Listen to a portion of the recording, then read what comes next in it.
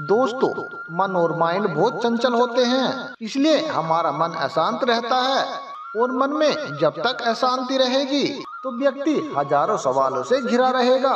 व्यक्ति को जब तक मन में चल रहे सवालों के जवाब नहीं मिलेंगे, उसका मन अशांत ही रहेगा। मुख्य प्रश्न ये है कि मन को शांत कैसे किया जाए, मन पर नियंत्रण कैसे किया जाए। तो दोस्तों, मन को शांत करने का तरीका हम इस गौतम बुद्ध की कहानी के माध्यम से आपको बताएंगे। इस कहानी में गौतम बुद्ध द्वारा मन को शांत करने के आयामों के बारे में बताया गया है। गौतम बुद्ध की इस कहानी में मन को शांत करने के लिए 6 चरणों के बारे में बताया गया है। शुरुआती 5 चरणों के बिना मन को आप नहीं समझ सकते हैं। तो आइए आपको बताते हैं इस कहानी के बारे में। एक बार एक व्यक्ति गौतम बुद्ध के पास गया और गौतम बुद्ध से पूछा, हे गुरुवर, मन को नियंत्रण करने का पहला चरण कौन सा है? इस पर बुद्ध ने उत्तर दिया, अपने मन को समझने का पहला चरण है किसी के द्वारा दिए गए लालच के व्यर्थ को देखना। क्योंकि जब मन अशांत होता है तो कई तरह के लालच देता है। जिसने मन के द्वारा दिए गए लालच को पहचान लिया तो समझो उसने मन को समझ लिया।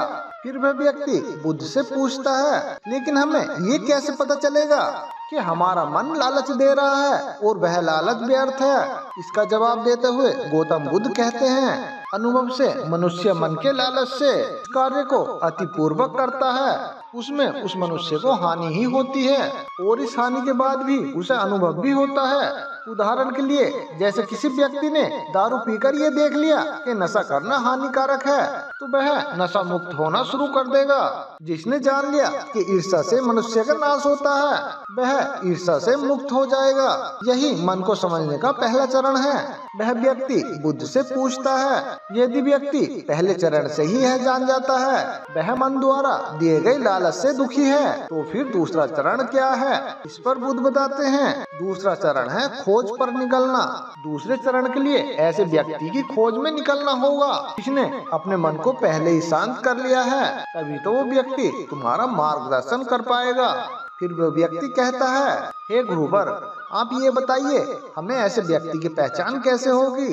इस पर बुद्ध कहते हैं, यही तो तीसरा चरण है। सोचना समझना और अपने मन की बात सुनना ही तो तीसरा चरण है। फिर वो व्यक्ति कहता है, क्या इसे देखकर पता नहीं किया जा सकता?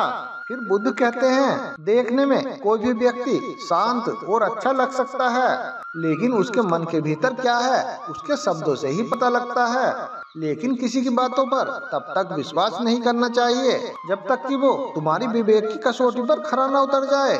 फिर बुद्ध कहते हैं, कर्म ही मन को समझने का चौथा चरण है। खुद को जानने के लिए सही दिशा में कर्म करना जरूरी है, लेकिन कर्म करते हुए व्यक्ति हर बार 2 गलतियां करता है। पहली गलती ये है कि शुरुआत न करना और दूसरी गलती पूरा रास्ता तय न करना। दोनों गलतियों के पीछे हमारे मन की ही चाल होती है। व्यक्ति अपने कर्म को पूरा इसलिए नहीं कर पाता क्योंकि वह ये सोचता है कि मैं कल से शुरुआत करूंगा, तो कोई ये सोचता है कि मैं असफल हो जाऊंगा। इन गलतियों का मुख्य कारण है जागरूकता की कमी। इसके बिना मन व्यक्ति को सही दिशा में चलने नहीं देता। बुद्ध कहते हैं, मन को समझने और जानने का 5वां चरण है जागरूकता। इसलिए हर कार्य को जागरूकता के साथ करो। बिना जागरूकता के साथ किया गया कार्य या फिर जिया गया क्षण मृत्यु के समान है। दोस्तों, मैं आशा करता हूँ इस स्टोरी से आपको बहुत कुछ सीखने को मिला होगा। अगर यह स्टोरी आपको अच्छी लगी हो तो कमेंट बॉक्स में बहुत दाहिने में अवश्य लिखें। तो मिलते हैं दोस्तों इसी तरह की एक और नई स्टोरी के साथ। तब तक आप अपना ध्यान रखिए और हमेशा खुश रहिए।